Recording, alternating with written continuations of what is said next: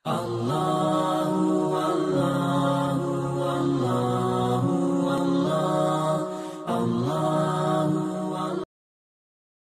merupakan hal yang sangat penting harus kita perhatikan, karena diantara dalil yang menunjukkan pentingnya salat tersebut harus dijaga, bahwasanya awwalu ma yuhasab bihil abdu yaumal qiyamah, yang pertama kali akan dihisab makhluk pada hari kiamat, seorang hamba di hari kiamat adalah salatnya, yaitu hubungannya dengan Allah Subhanahu wa taala. Yang pertama kali dihisab adalah salatnya. Kalau salatnya baik, maka baiklah seluruh amalannya. Olehnya itu juga sebagaimana telah kita sering sampaikan, salat sebagai penjaga diri kita dari perbuatan keji dan mungkar. Innas salata tanha anil fahsya'i wal munkar. Sesungguhnya salat itu mencegah dari perbuatan keji dan mungkar. Olehnya itu kalau kita ingin terhindar dari kemaksiatan, dijauhkan dari kemaksiatan, maka hendaknya kita menjaga salat kita dengan sebaik-baiknya. Bukan sekedar mengerjakan, tapi betul-betul menjaganya. Kata Allah Subhanahu wa taala, hafizu, jagalah, ala sholawati was sholatil wusta, jagalah 5 waktu salat, was sholatil wusta, terlebih khusus salat wusta. Hafizu ala sholawati was sholatil wusta, jagalah 5 waktu salat, was sholatil wusta, terlebih khusus lagi salat wusta. Di antara pendapat yang paling kuat, salat wusta di sini yang dimaksudkan adalah salat asar. Karena begitu banyak orang yang melalaikan salat asar ini, mungkin karena kecapean atau sengaja tidur. Nauzubillahi min dzalik. Sehingga dalam satu hadis disebutkan, man taraka salatal asar habita amalu. Barang siapa yang meninggalkan salat asar, maka akan terhapus amalannya. Dalam riwayat lain disebutkan, man fatatu salatul asar wa tira ahlu wa maluhu. Barang siapa yang luput daripada salat asar, maka akan mendapatkan keganjilan pada harta dan keluarganya. Ini begitu pentingnya kita menjaga salat asar ini. Dan semua salat tentunya, semua salat tentunya, wa qumu lillahi qanitin. Dan diantara dalil para ulama kita yang menyebutkan bahwasanya orang yang telah meninggalkan salat telah kafir, dalam ayat Allah Subhanahu wa taala, fa in tabu wa aqamus salata wa atuz zakata fa ikhwanukum fid din. Tentunya telah kita sebutkan dahulu bahwasanya ulama kita berbeda pendapat kalau orang meninggalkan salat dalam keadaan malas, tahu kewajibannya tapi karena malas saja, ya bagaimana hukumnya? Sebagian ulama mengatakan itu sudah kafir, ya sebagian mengatakan tidak kafir sampai dia mengatakan tidak wajib. Dalil yang mengatakan menguatkan bahwasanya yang meninggalkan salat telah kafir, di antaranya ayat ini, fa in tabu wa aqamus shalah. Jikalau dia telah bertaubat dan mengerjakan salat dan menunaikan zakat, fa ikhwanukum fid din, maka dialah, mereka adalah saudara-saudara sekalian seagama. Ya kalau tidak salat, maka bukan seagama kalian. Ini begitu bahayanya yang meninggalkan salat. Ya sampai-sampai kalau sembelihannya orang tidak salat itu tidak boleh dimakan. Ini perlu kita hati-hati. Harus sampaikan kepada mereka. Ya kalau ahlu kitab saja dimakan sembelihannya, muslim tapi tidak salat, itu sebagian ulama mengatakan itu sudah kafir dan tidak boleh dimakan sembelihannya. Ini bahayanya orang yang meninggalkan salat. Begitu pentingnya salat, orang meninggal saja disolati. Dan tentunya tidak pantas orang yang tidak pernah datang ke masjid salat, terutama laki-laki, itu disolati.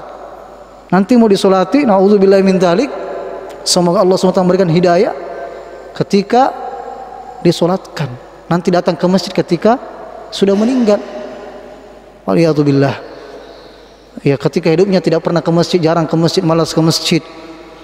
Namun nanti datang ke masjid, itu pun didatangkan dan selayaknya tidak disolati. Nauzubillahi min dzalik. Dan tidak dikuburkan bersama kaum muslimin. Ini pentingnya kita terus menasihati orang-orang dari kaum muslimin yang meninggalkan salat.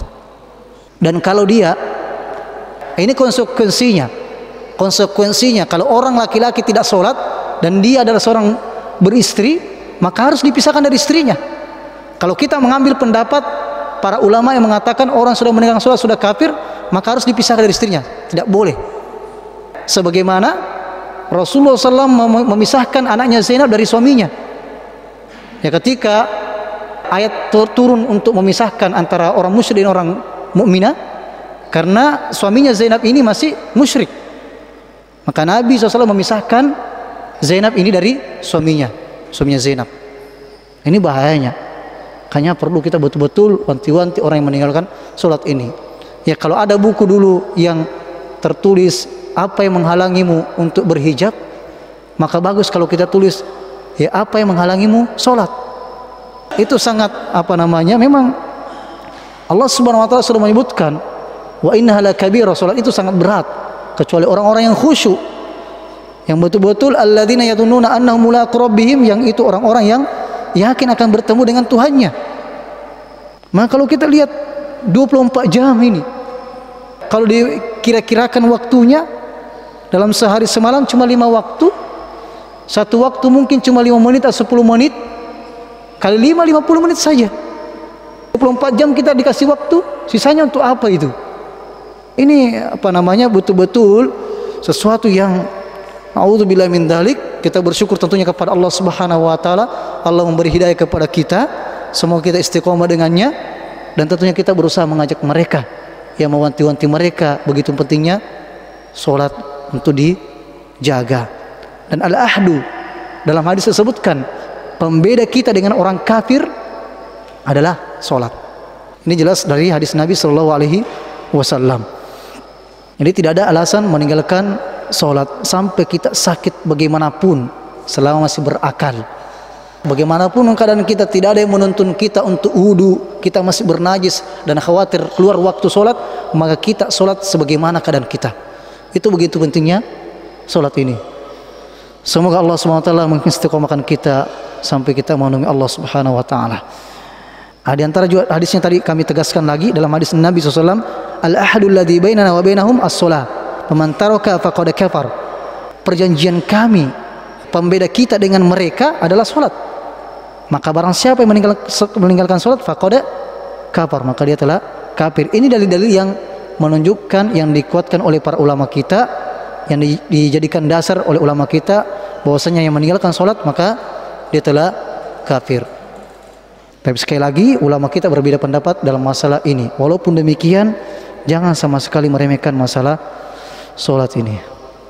Dan salat, jamaah sekalian, memiliki rukun, syarat sah salat, wajib-wajibnya dan sunnah-sunnahnya yang perlu kita ketahui. Dan alhamdulillah sudah kita pelajari dalam kitab fikih, yang mungkin Ustaz Syahrir sudah menjelaskan dan ustaz-ustaz yang lainnya. Makanya kami tidak perlu berpanjang lebar dalam masalah ini. Begitu pula dengan masalah zakat. Ustaz Syahrir juga sudah memulai pembahasan ini. Kemudian masalah puasa, ini juga sudah sering kita dengarkan pembahasannya. Kemudian yang kelima adalah masalah haji. Yang jelasnya jamaah sekalian, ini rukun Islam ini, yang dasar-dasar Islam ini yang wajib kita ketahui semuanya. Lebih kita prioritaskan daripada ilmu-ilmu yang lainnya. Silakan belajar ilmu yang lain, tapi jangan sampai ilmu tentang rukun Islam kita ini kita tidak ketahui sendiri. Karena menjadi kewajiban kita, kita mengaku muslim tapi tidak tahu bagaimana kita sholat yang sebenarnya. Apakah sudah benar tata cara sholat kita?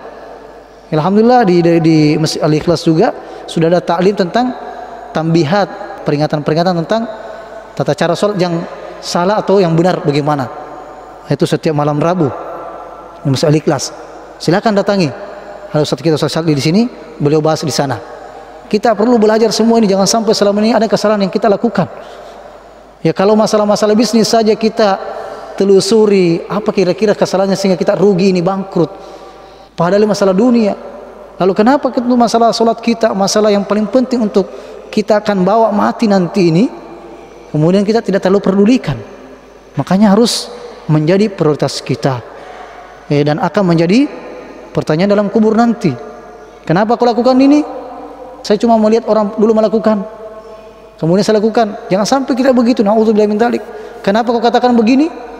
Karena orang mengatakan demikian saja, mengatakan demikian. Ini yang kita khawatirkan ketika ditanyakan dalam kubur. Na'udzubillahi min dzalik.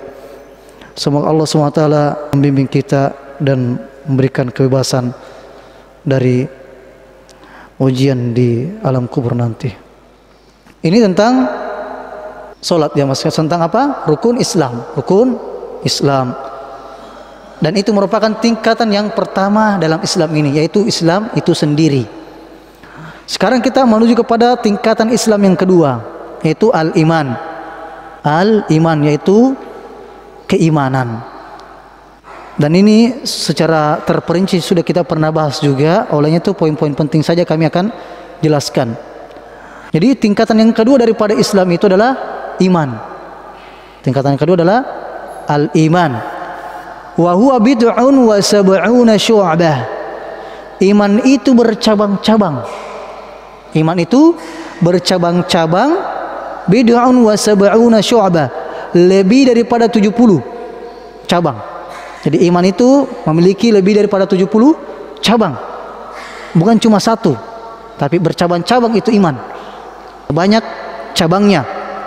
Fa'alaha, yang paling tinggi, yang paling pokok adalah qaulu la ilaha illallah. Syahadat la ilaha illallah. Itu cabang iman yang paling tinggi. Wa adanaha imatatul adha 'anit tariq. Wal haya'u syu'batun minal iman. Dan yang paling rendah, cabang iman yang paling rendah adalah menyingkirkan gangguan dari jalan. Subhanallah, itu tentu termasuk keimanan. Cabang iman yang paling tinggi adalah la ilaha illallah. Kalau orang sudah bersyahadat, itu sudah terjaga darah dan hartanya. Ya, olehnya itu dalam hadis Usama radhiyallahu anhu, ketika Usama ini ingin menebas orang kafir ini tiba-tiba bersyahadat. Ya, Usama mengatakan, kamu mau lari dari pedang ini, kemudian tetap dibunuh. Hal ini sampai kepada Nabi SAW. Ya, aqatalta rajulan ba'da yaqula la ilaha illallah. Ya, Nabi SAW justru marah dan mengatakan, apakah engkau membunuh orang yang telah mengucapkan la ilaha illallah? Kemudian Usama mengatakan, ya Rasulullah, dia itu cuma mau lari dari pedang. Maka tetap Nabi SAW mengulangi, aqatalta ba'da ayyakula la ilaha illallah. Maka maqala Nabi SAW, apakah engkau membunuh dia setelah mengucapkan la ilaha illallah? Nah, ini begitu pentingnya syahadat ini. Syahadat harus diucapkan. Ya, nantilah kalau dia sudah bersyahadat, dia melakukan pelanggaran-pelanggaran, pembatal-pembatal keislaman, tidak sholat, barulah kita ini lagi. Tapi kalau sudah bersyahadat, sudah cukup dulu. Lihat setelah itu. Nah, ini pentingnya la ilaha illallah. Ya, sebagaimana kita sudah sebutkan dulu hadisnya, keutamaan la ilaha illallah ini jamaah sekalian. Ketika Nabi Musa alaihissalam meminta kepada Allah Subhanahu wa taala suatu ucapan atau zikir untuk beliau amalkan, maka Allah Subhanahu wa taala mengatakan la ilaha illallah, katakanlah la ilaha illallah. Maka Nabi Musa alaihissalam mengatakan, ya Allah, semua hamba-Mu mengucapkan ini. Maka Allah Subhanahu wa taala mengatakan dalam hadis kursi tersebut, wahai Musa, seandainya kalimat la ilaha illallah dalam satu timbangan, dalam timbangan lainnya itu 7 langit 7 bumi dan seisinya, maka akan lebih berat timbangannya la ilaha illallah. Begitu pentingnya la ilaha illallah ini jemaah sekalian ya, syahadat. Dan olehnya itu yang sebagaimana pernah kami sampaikan, di antara keutamaan syahadat la ilaha illallah, Nabi SAW menjamin, man kana akhiru kalamihi la ilaha illallah dakhala jannah. Ya, barang siapa akhir dari ucapannya la ilaha illallah akan masuk surga. Ya, semoga Allah SWT memudahkan kita semua bersyahadat sebelum lepas dari nyawa kita ini. Tentunya orang yang mengucapkan demikian adalah orang yang senantiasa membiasakannya, membiasakan ucapan tersebut dan mengamalkan konsekuensi daripada syahadat tersebut, bukan hanya mengucapkan tapi mengamalkan isinya. Ini jamaah sekalian, wa adanaha imatatul adha 'anit tariq. Cabang iman yang paling rendah adalah menyingkirkan gangguan dari jalan. Bayangkan, menyingkirkan gangguan dari jalan saja itu termasuk cabang iman, termasuk keimanan, bukti keimanan kita kepada Allah. Bagaimana kalau sebaliknya?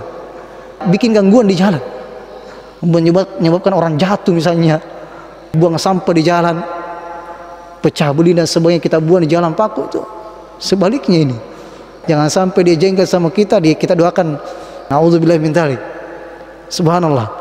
Ya, menyingkirkan saja gangguan dari jalan itu termasuk keimanan dan tentunya dinilai sesuai dengan niatnya. Bisa jadi berlipat-lipat ganda dia punya pahala di sisi Allah Subhanahu wa taala kalau diniatkan untuk Allah Subhanahu wa taala. Ya Allah, saya kerjakan ini untukmu ya Allah. Jadi itu pentingnya niat, menghadirkan niat setiap dalam perbuatan kita. Ini menyingkirkan gangguan dari jalan ini perkara-perkara yang biasa, sepele. Ya, tapi kalau kita niatkan untuk Allah Subhanahu wa taala, itulah pentingnya kita belajar mendengarkan hadis ini, kita lebih semangat lagi. Maka jangan diremehkan sekecil apapun daripada perbuatan kebaikan tersebut. Boleh jadi dengan ini Allah Subhanahu wa taala memberikan kita rahmatnya dan mengampuni dosa-dosa kita. Wal haya'u syu'batun minal iman. Dan malu sebagian daripada iman. Malu tentunya di sini malu yang pada tempatnya. Karena malu untuk menuntut ilmu bukan pada tempatnya. Tidak boleh malu dalam menuntut ilmu. Di antara golongan yang tidak atau sulit mendapatkan ilmu adalah orang yang malu dan sombong. Ini susah mendapatkan ilmu ini. Malu bertanya sesat di jalan. Tapi jangan bertanya-tanya juga yang tidak penting. Bertanya betul-betul kita butuhkan. Ya, makanya malu ini penting jamaah sekalian pada tempatnya. Jadi dari dalil ini jamaah sekalian menunjukkan iman itu bercabang-cabang, bertingkat-tingkat. Ada orang imannya rendah, ada orang imannya pertengahan, dan ada orang imannya yang tinggi. Sebagaimana dalam surat Fatir disebutkan, orang yang beriman itu 3 tingkatan. Yang pertama, zalimul nafsi, orang yang larut dengan dosa, terkadang meninggalkan kewajibannya dan larut dengan dosa. Inilah orang yang zalimul nafsi, yang menzalimi dirinya. Ini tingkatan iman yang paling rendah. Beriman juga selama dia tidak menghalalkan kemaksiatannya. Kemudian tingkatan yang kedua adalah muqtasid, pertengahan, yaitu orang yang mencukupkan dengan kewajiban saja dan meninggalkan larangan, dan tidak terlalu memperhatikan hal-hal yang sunnah. Yang penting sudah mengerjakan kewajiban sudah, yang penting meninggalkan larangan juga. Itu muqtasid, pertengahan, iman yang pertengahan. Kemudian yang ketiga, iman yang paling tinggi, sabiqun bil khairati biidznillah, orang yang berlomba-lomba dalam kebaikan. Tidak ada jalan kebaikan kecuali dia lakukan, dan semua hal-hal yang dilarang oleh Allah SWT tentunya ditinggalkan, termasuk juga masalah yang sunnah, tidak mencukupkan dengan kewajiban. Dia berusaha memperbanyak amalannya untuk Allah Subhanahu wa taala. Bahkan banyak dari perkara mubah yang dia tinggalkan, khawatir terjatuh pada perkara yang haram. Ya, perkara mubah dilakukan silahkan, tapi khawatir kalau dia terus-menerus itu dilalaikan sehingga jatuh dalam yang haram. Ya, perkara mubah misalnya olahraga biasa, main bola dan sebagainya, itu mubah misalnya, atau apa. Ya, tapi khawatir kalau misalnya kelalai dari situ sehingga lalai dari sholat dan sebagainya, maka dia tinggalkan. Ya, tapi silahkan olahraga, apalagi kalau kita tujuannya untuk kuat dalam beribadah nantinya. Tapi tentunya mengatur waktu kita, jangan sampai kita sudah hampir masuk waktu, tidak sholat jamaah lagi di masjid gara-gara keringatan dan sebagainya, harus mandi dan sebagainya. Harus kita atur waktu kita dalam medsos misalnya dan sebagainya. Ada memang ulama-ulama yang zahid, zuhud, wara, sangat hati-hati dalam masalah Facebook pun dia tinggalkan. Ada yang begitu. Ini coba contoh saja. Perkara-perkara seperti ini, khawatir ya tidak sedikit hal-hal yang bisa menjerumuskan kita ke dalam kebinasaan dengan medsos seperti itu. Tapi tentunya kalau kita pergunakan dalam masalah dakwah, alhamdulillah, insya Allah itu lebih penting. Kita lihat diri kita. Kalau kondisi kita lemah dengan medsos, jangan larut di situ. Dalam masalah mubah ini ya, kita lihat kondisi kita. Tapi kalau kita kuat, insya Allah, silahkan. Dan ini juga sebagai dalil untuk membantah pemikiran-pemikiran yang mengatakan iman itu satu, seperti pemikiran Murji'ah, di mana Murji'ah ini jamaah sekalian, dia ini ya mengatakan, berkeyakinan maksiat itu tidak mempengaruhi keimanan. Ya sama imannya kita, imannya orang fasik dengan Nabi itu sama. Ini orang-orang Murji'ah, bahaya ini. Ya, kalau ada pemikiran seperti ini, sehingga orang-orang larut dengan kemaksiatannya. Nah, dengan dasar apa? Iman kita tidak akan berubah. walaupun bagaimana kemaksiatan kita. Ini keyakinan sangat berbahaya. Menganggap keimanan itu seperti bola besi. Bola besi itu bagaimana? Bagaimanapun kita tendang, pukul, bola itu tidak tergores sedikit pun. Itu menganggap iman satu. Sebaliknya 180 derajat di dalam akidah Khawarij ini yang mengkafirkan kaum muslimin, ini bahaya. Menganggap iman juga satu. Tapi caranya bagaimana? Dia menganggap iman itu seperti bola kaca. Kalau diketuk sedikit bisa pecah. Artinya apa? Bermaksiat, melakukan dosa besar satu saja itu sudah menjadi kafir. Ini pemikiran seperti ini berbahaya. Harus kita, apalagi para pemuda ini, hati-hati. Jangan sampai kita melihat keisi sama dan sebagainya, tapi pemikirannya berbahaya, mengkafirkan orang, bahkan membunuh dengan dasar seperti ini. Orang yang melakukan minum khamar kafir, membunuh kafir, kemudian berzina kafir, dikafirkan semuanya. Nauzubillahi min dzalik. Ini bahaya. Adapun akidah Ahlussunnah wal Jamaah pertengahan, selama dia tidak menghalalkan perbuatan kemaksiatan tersebut, maka dia belum kafir. Namun tentunya janganlah kita meremehkan perbuatan maksiat. Jangan meremehkan perbuatan maksiat sekecil apapun. Namun lihatlah kepada siapa kita bermaksiat. Lihatlah kepada siapa kita bermaksiat. Boleh jadi kita terus-menerus dengan kemaksiatan tersebut walaupun kecil menurut kita. Datang syaitan membisikkan, naudzubillah min dzalik, sehingga kita menghalalkannya.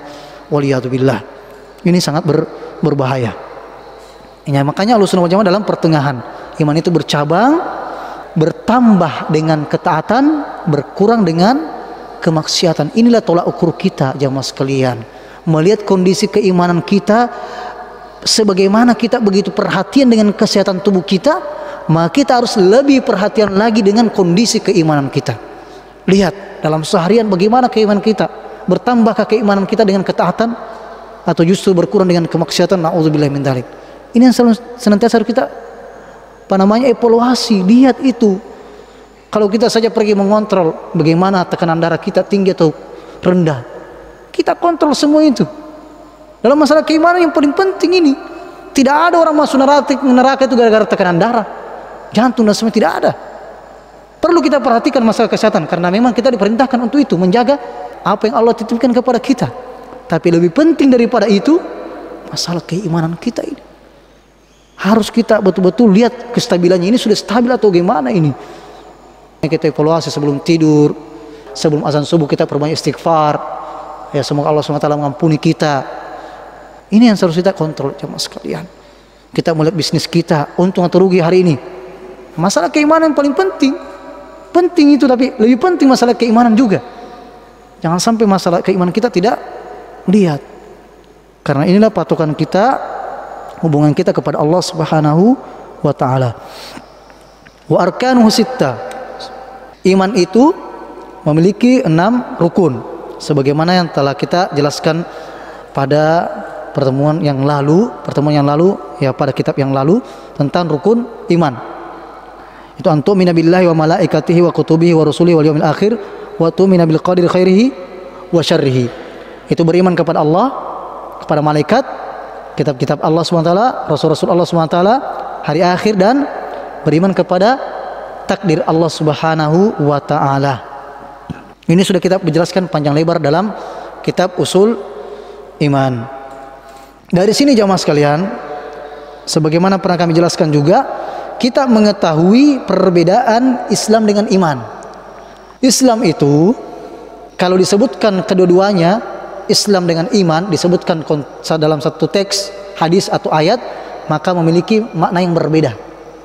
Tapi kalau satu saja disebutkan, Islam saja disebutkan dalam ayat tersebut atau hadis tersebut, maka dia mencakup kedua-duanya. Islam adalah iman, iman adalah Islam. Tapi kalau disebutkan kedua-duanya, maka memiliki makna yang berbeda. Sama dengan ini, maka Islam adalah segala amalan-amalan yang tampak. Karena rukun Islam semua yang tampak kita ucapkan, kita laksanakan dengan sholat, zakat, puasa, dan haji. Adapun iman, segala amalan-amalan yang batin kita, keimanan kita kepada Allah Subhanahu wa taala. Di antara contohnya jemaah sekalian dalam surat yang menggabungkan atau disebutkan satu kemudian mencakup dua-duanya, dalam surat Al-Anfal kita lihat. Dalam surat Al-Anfal Allah Subhanahu wa taala sebutkan di mana ketika Allah Subhanahu wa taala menyebutkan iman masuk juga dengan Islam. Masuk di dalamnya Islam. Apa itu? Innamal mu'minuna, orang beriman itu hanyalah mereka alladzina idza dzukirallahu wajilat qulubuhum, ketika disebut nama Allah maka akan gemetar hatinya, bergetar hatinya. Ya begitu ya pengagungannya kepada Allah Subhanahu wa taala. Disebut namanya Allah Subhanahu wa taala langsung bergetar hatinya. Ya kalau kita mungkin dulu ya apalagi pemuda-pemuda disebut nama orang kita sukai, lain kita punya pikiran dahulu. Sebetulnya kita punya istri dan sebagainya, alhamdulillah karena kecintaan kita kepada istri dan sebagainya. Alhamdulillah. Nah, ini kita bagaimana ketika disebut nama Allah Subhanahu wa taala? Ya, inilah orang ciri-ciri orang yang beriman. Dia gemetar, bergetar hatinya. Apalagi wa idza tuliyat alaihim ayatuhu zadatum imana. Jikalau dibacakan ayat-ayat Allah Subhanahu wa taala maka bertambah keimanannya, bertambah takut kepada Allah, bertambah dekat kepada Allah Subhanahu wa taala. Apalagi wa ala rabbihim yatawakkalun, dan kepada Allah Subhanahu wa taala mereka bertawakal. Tiga-tiganya tadi ini merupakan amalan-amalan hati semuanya. Ya kan? Apa itu? Bergetar hatinya. Ya kan? Apalagi bertambah keimanan dalam hatinya karena dibacakan ayat-ayat Allah Subhanahu wa taala. Apalagi bertawakal, ini kan pekerjaan hati semuanya. Kemudian setelah itu Allah Subhanahu wa taala menyebutkan alladzina yuqimunas shalah, yaitu yang mendirikan salat. Ini sudah masuk apa? Rukun Islam. Tapi Allah Subhanahu wa taala tidak sebutkan Islam di sini. Ini menunjukkan apa? Iman di sini itu juga Islam. Nah, kalau dalam pembahasan kita tadi ini kita bedakan. Ya, kita bedakan. Kenapa disebutkan kedua-duanya? Sama dengan dalam surat apa? Al-Hujurat. Allah Subhanahu wa taala sebutkan dalam surah Al-Hujurat tentang orang Arab Badui. Qalatil a'rabu amanna. Orang-orang Arab Badui mengatakan kami telah beriman. Allah mengatakan qul lam tu'minu. Katakanlah kalian belum beriman. Walakin qulu aslamna. Namun katakanlah kami telah berislam. Walamma yadkhulul imanu fi qulubikum, karena keimanan belum masuk kepada hati kalian.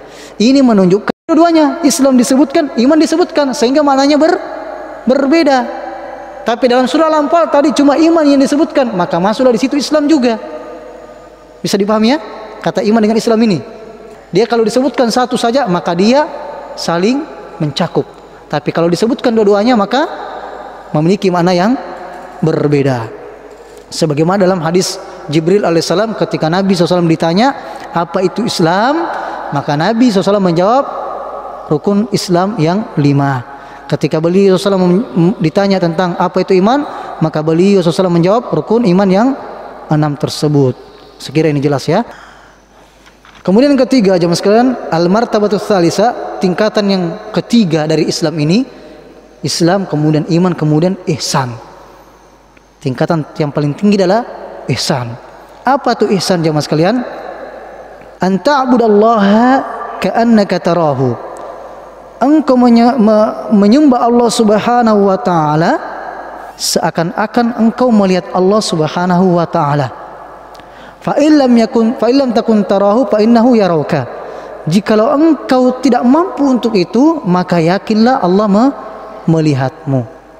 Coba kalau kita sholat, terkadang kita masih ingat dunia, masih kerjakan ini dan sebagainya ketika kita sholat, sehingga tidak khusyuk. Kenapa? Kita tidak merasa diawasi oleh Allah Subhanahu wa taala. Jadi kalau ketika kita sudah ihsan di dalam sholat kita akan betul-betul khusyuk kepada Allah dalam sholat kita. Qad aflahal mu'minun alladzina hum fi sholatihim khashi'un. Sungguh beruntunglah orang-orang yang beriman, yaitu orang yang khusyuk dalam sholatnya. Kenapa dia ihsan di dalam sholatnya? Merasa diawasi. Saya ini sholat, saya dilihat sama Allah ini, saya dipantau oleh Allah ini. Sehingga apa, dia akan khusyuk dalam sholatnya. Makanya ini iman yang paling tinggi, ihsan. Islam, tingkatan Islam pentingnya itu ihsan. Merasa diawasi oleh Allah Subhanahu wa ta'ala. Inna Allah ma'al ladzina taqaw wal ladzina hum muhsinun. Sungguhnya Allah Subhanahu wa taala bersama orang-orang yang beriman, orang-orang yang bertakwa dan orang-orang yang ihsan. Jadi kalau rukun Islam ada 5, rukun iman ada 6. Jangan terbalik-balik lagi ya. Kemudian adapun rukunnya ihsan ini cuma 1. Rukun ihsan ini cuma 1, yaitu apa? Anta abudallaha ka'annaka tarahu. Engkau menyembah Allah seakan-akan engkau melihat Allah Subhanahu wa taala. Nah, ini jangan sampai ditafsirkan seperti sufi-sufi ekstrim lagi. Dibayangkan itu Allah seperti ini, begini bentuknya. Ini tidak boleh. Nggak boleh seperti itu, karena ada memang kelompok seperti itu. Dia tidak mau beribadah kecuali ingat bentuknya Allah seperti ini dan seperti itu. Ini sudah termasuk namanya musyabbiha, menyamakan Allah dengan makhluknya. Ini tidak boleh seperti ini, karena memang kita belum pernah melihat Allah Subhanahu wa taala, dan walam yakul lahu kufuwan ahad, tidak ada yang sama dengan Allah Subhanahu wa taala. Karena maksud daripada ini adalah muraqabah, merasa diawasi oleh Allah Subhanahu wa taala. Itu maksud daripada ihsan, senantiasa merasa diawasi oleh Allah Subhanahu wa taala. Begitu kita ketika kita bersedekah, kemudian sholat, berpuasa. Makanya diantara hal yang yang target untuk mendapatkan ketakwaan itu seperti adalah puasa. Kenapa? Di situ diuji kita punya kejujuran. Kita coba puasa, kemudian masuk di kamar, apa kita mau makan pada siang hari? Tidak. Diuji kita punya kejujuran itu, tidak ada yang melihat kita, ya kan? Karena kenapa? Kita ihsan di situ, ya, mencapai ketakwaan. Ya, makanya umat-umat terdahulu juga diwajibkan kepada mereka berpuasa. Kutiba alaikumusiyam kama kutiba alal ladzina min qablikum. Diwajibkan atas kalian berpuasa sebagaimana umat-umat terdahulu juga diwajibkan berpuasa. Kenapa? Ini ya, puasa ini jamaah sekalian diantara untuk barometer menguji apa? Kejujuran kita kepada Allah Subhanahu wa taala. Kita sholat misalnya, kemudian sama Allah buang angin, kita keluar atau tidak? Ini diuji, kita teruskan atau tidak ini? Ini ujian ihsan nih, kita diawasi oleh Allah Subhanahu wa taala ini. Ujian ini dan sebagainya. Dalam juga medsos kita tentunya kita merasa diawasi oleh Allah Subhanahu wa taala dan sebagainya. Dimanapun kita berada, takwa itu bukan di masjid saja. Merasa diawasi bukan cuma di masjid saja, tapi di mana-mana pun kita berada, kita yakin bahwasanya Allah mengawasi kita. Kalaulah kita takut dengan CCTV-nya manusia, takut terbongkar, Allah Subhanahu wa taala sebelum kita melakukan, Allah sudah mengetahui kita. Tapi Allah Subhanahu wa taala tidak memviralkan ya dosa-dosa dan aib kita. Makanya kita harus sangat malu kepada Allah dan perbanyak istighfar kepada Allah Subhanahu wa taala pada setiap waktu kita dan pada akhir malam dan setiap setelah salat. Makanya di sini disebutkan wa kadzalika fil muamalat. Begitu pula dalam bermuamalah, jual beli misalnya, bisnis ya di pasar. Ini biasanya ujian orang-orang di pasar ini menjual. Tidak diperlihatkan yang jelek-jeleknya, dicampur semua di situ. Makanya ini sangat ditambih oleh Nabi SAW, diperingati oleh Nabi SAW ketika masuk di pasar mendapatkan sebuah makanan atau korma, beliau SAW memasukkan tangannya kemudian mendapatkan bahasa di bawah. Mahada, apa ini? Kenapa engkau tidak menempatkannya di atas sehingga orang lihat ada aibnya? Ini penting ya, sebagai pebisnis, penjual, pedagang, keberkahannya Allah yang mengatur rezeki itu kita diuji di situ. Nah, ini betul-betul kita ada ujian dan sebagainya. Harus kita merasa diawasi oleh Allah Subhanahu wa taala. Al-ma'iyyah jamaah sekalian, di sini disebutkan al-ma'iyyah. Apa itu ma'iyyah? Ma'iyyah kalau dalam arti ininya ma'iyyah kebersamaan. Allah Subhanahu wa taala di beberapa ayat wa huwa ma'akum. Allah Subhanahu wa taala bersamamu. Innallaha ma'ana, la tahzan innallaha ma'ana. Jangan bersedih, sesungguhnya Allah bersama kita. Bukan berarti Allah berada pada tubuh kita. Ya, ini sebagaimana tafsiran orang-orang sufi, tarekat-tarekat.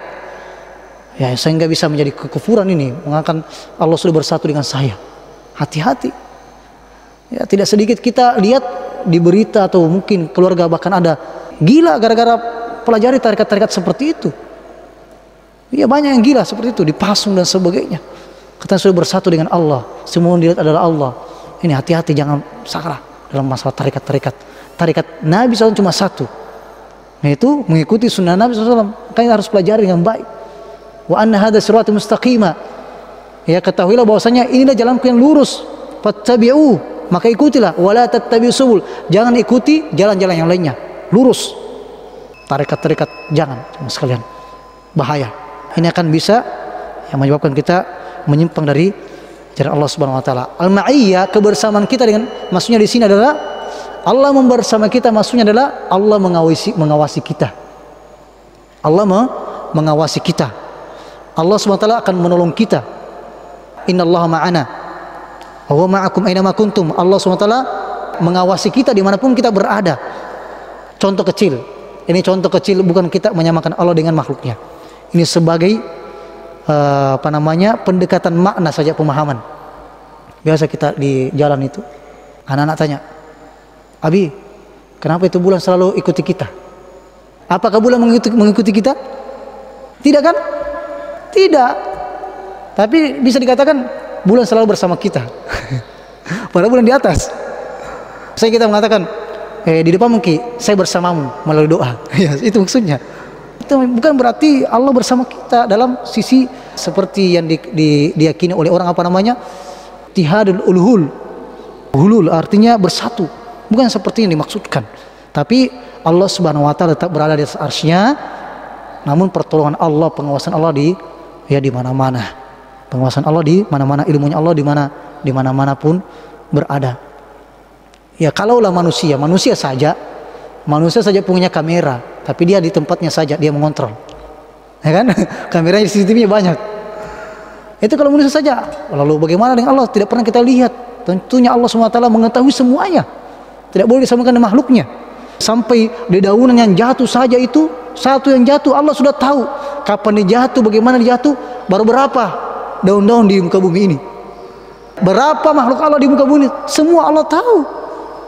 Makanya ini yang perlu kita tanamkan, berusaha menjadi muhsin, orang yang ihsan kepada Allah Subhanahu wa taala, itu senantiasa merasa diawasi oleh Allah Subhanahu wa taala. Tentunya ini sangat berat.